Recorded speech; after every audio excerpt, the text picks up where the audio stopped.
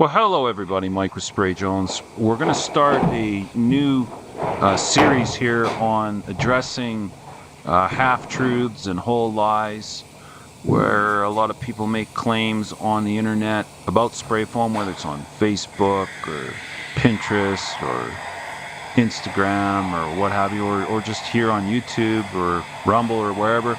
People make claims about foam or have ideas in the comment section, and I think it's valuable to take a lot of these points case by case on and address them and say, all right, here's what's been said, and let's address it technically and from somebody in the industry that knows what they're talking about. And at this point in my career, if I'm not an expert when it comes to spray foam insulation, I never will be, right? I have been on both sides of the fence with Spray Jones. But prior to owning Spray Jones and starting it, I worked for Chemical Supply. Now, we were a distributor. We relabeled a lot of material, private labeled it. Some of it we didn't, some of it we distributed, like for BASF and what have you. But I met with equipment manufacturers and suppliers and chemists and what have you with my boss, and got to know that side of it before starting Jones, where we do the install and we pick what suppliers we want to deal with. But as a Spray Jones owner now, I own Spray Jones and have started it, I get to see the objections with builders and architects and engineers and homeowners alike. And I get to see the problems that can happen and the problems that we've solved.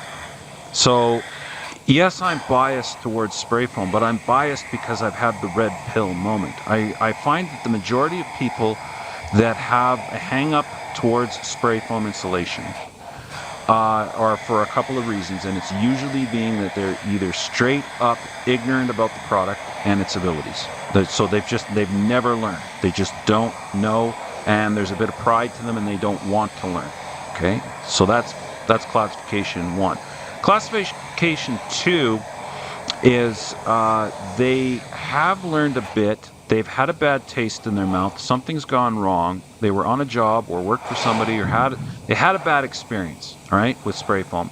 And they are now on a bit of a crusade to get even. And they sort of have a vengeful side to them, and they want to take out the spray foam insulation, and so they're just an antagonist, right? And then the classification number 3 is sort of a combination of the two. They don't know, they've had a bad experience, they don't learn, and they get too much of their pride involved to the point where now they have no choice but to stay on the side of against foam, because to go backwards and admit that they were wrong would admit too much failure. And usually they have got products and services that they offer that are inferior, but they're going to try and make them look as good. We can get it done with peel and stick, we can get it done with this or that, and we don't need you, we don't need your stuff, and on and on and on. And then you find out, well, 1, they don't really know what they're talking about, and 2, they had a bad experience. And then you combine that with number 3, and they're just an ignorant ass that's running around, as I say, putting seed. Ignorance gone to seed, so they're going to sow the seed. So that's what we're going to try to do here today. We're not going to call out any one channel or person or people group or whatever or product.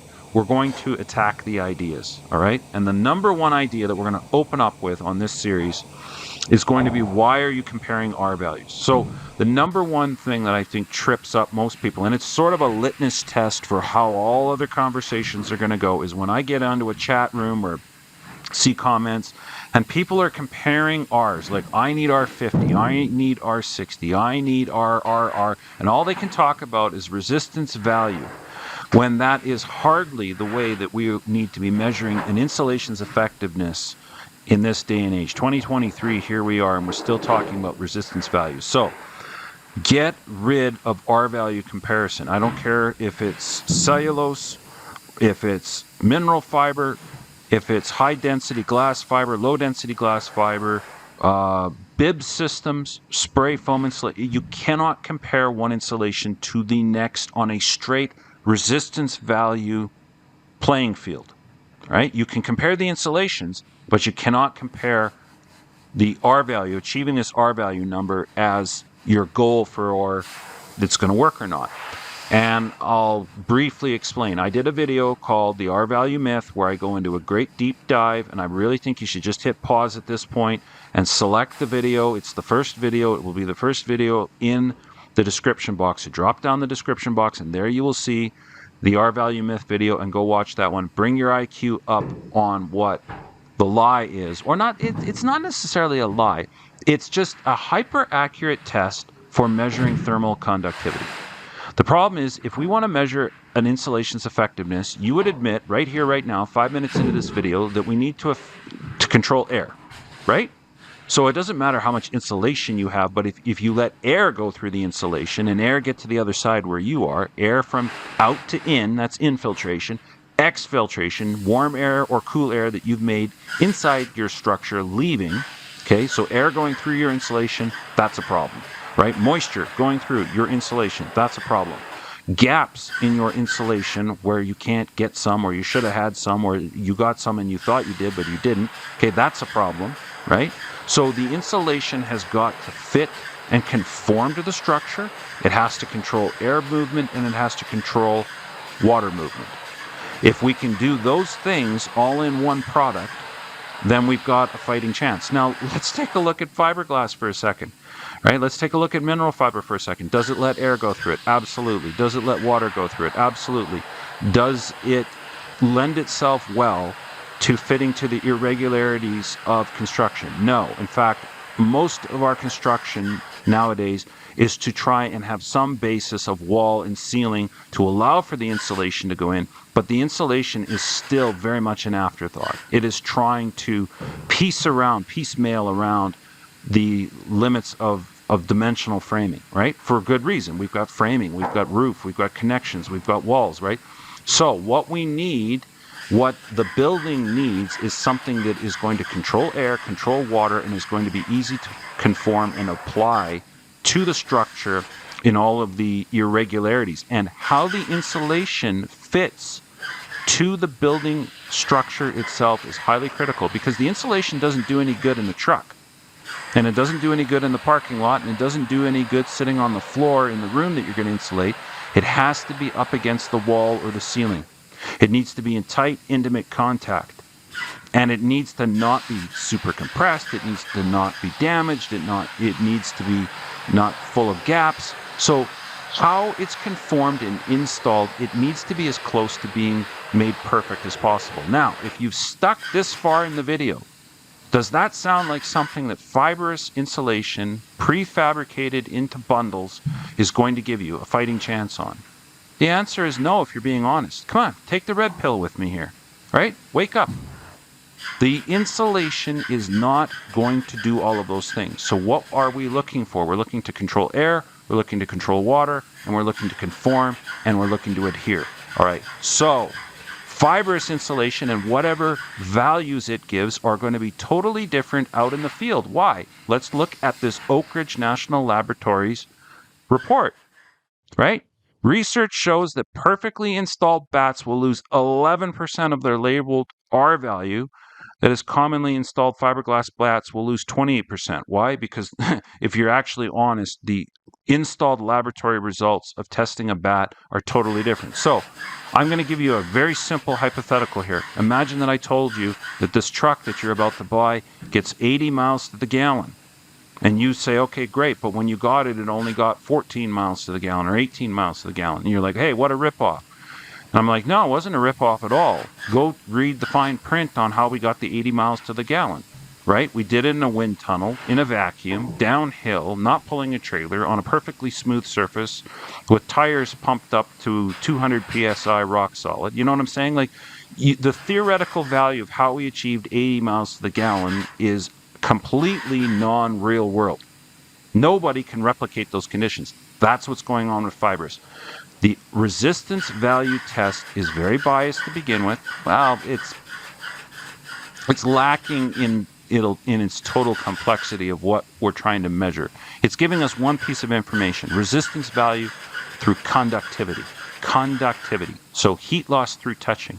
But air movement, moisture movement, how the insulation is installed has a huge bearing on it. So to sit down and reduce the number down to one value and say, look, I need an R10, I need an R20, I need an R30.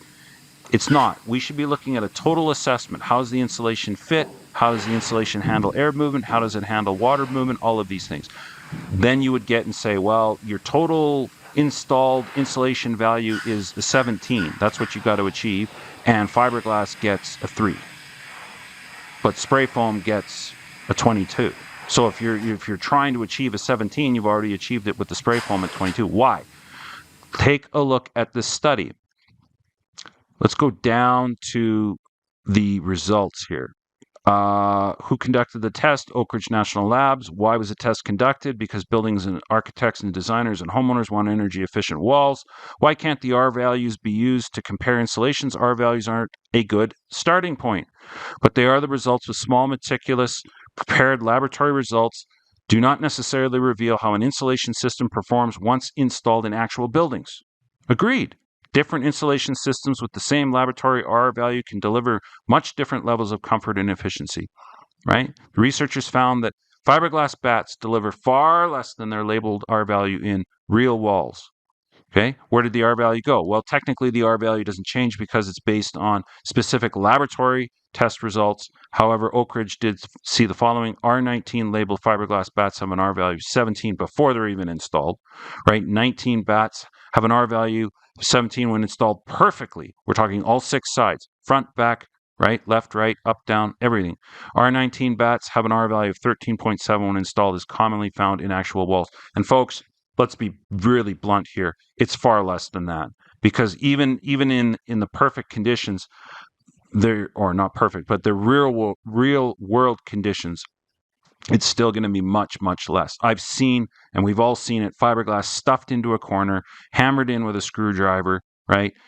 And they're not getting anywhere near the seal. There's a gap between the vapor barrier and the poly and the bat's scrunched down. So in most situations, the value can be almost next to zero, because I've seen pipes freeze where enough cold air was coming through a structure.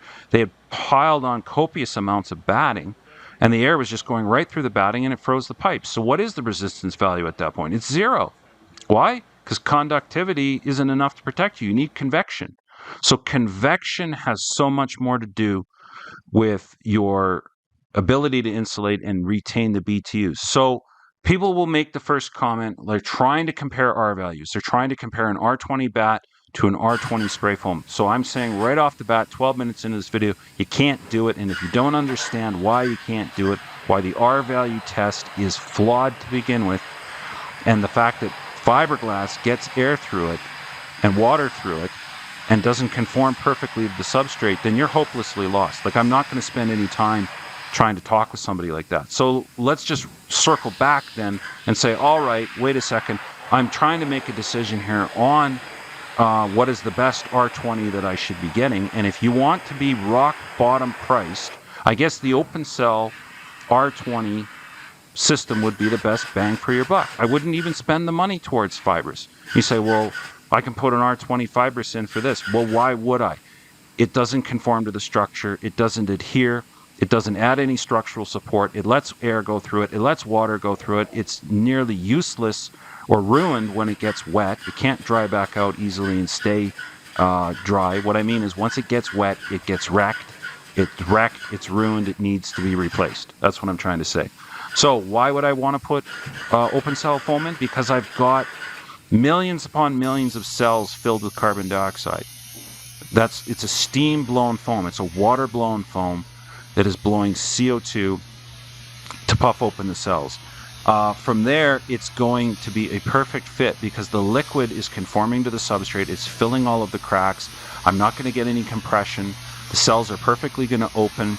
The foam is going to stress relieve to the inside. We're going to shave off the excess on the inside. It's going to squish out of every little crack and crevice. It's not going to become compressed and useless due to tight areas. Conformity. I mean, irregular stud bays, irregular steel studding, irregular wall to roof connections, irregular foundation connections, adhesion to the substrate, massive.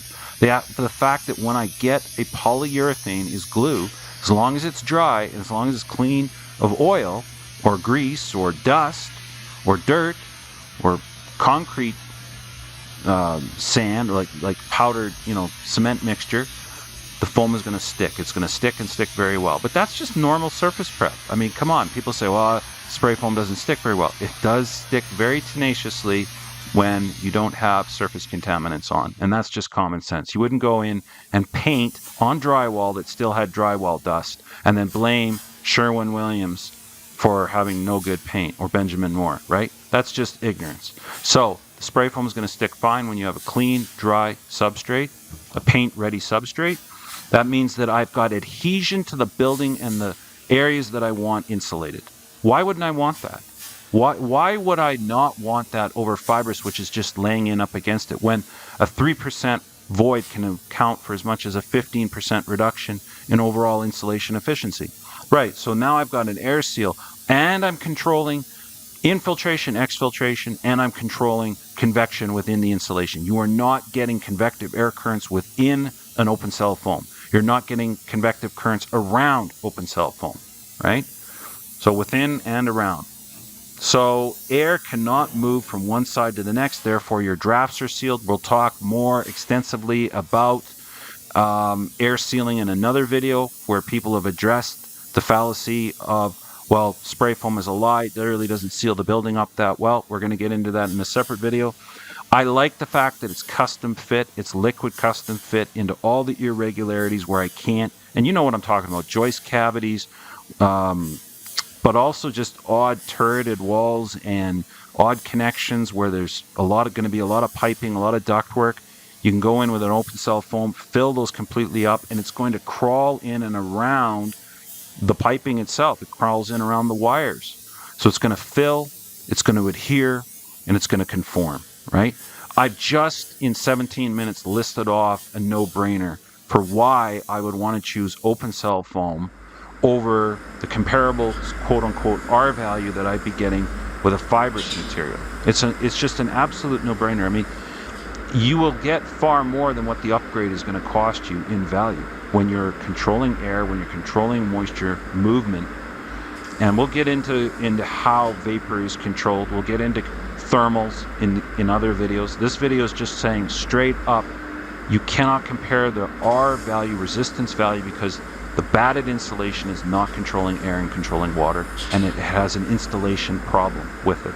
So the overall product, imagine that I told you, here you go, you're going to pay $2,000 for this, but when you're done, at best, you're going to get maybe $700 worth of value. Would you take that offer?